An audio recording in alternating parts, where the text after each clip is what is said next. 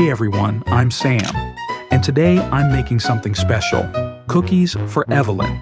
But before we do that, I've got to wash my paws first. Hygiene is important, even for a dog.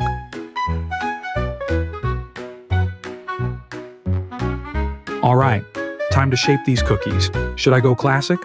Nah. Bone-shaped? Too cliche. Oh, what about a paw print? Or my face? Okay, that might be ambitious.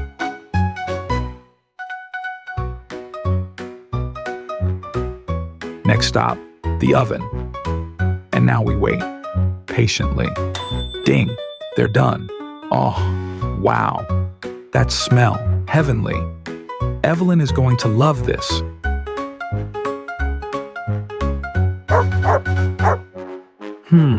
Sam, this is delicious. Good dog. Mission accomplished. Chef Sam out.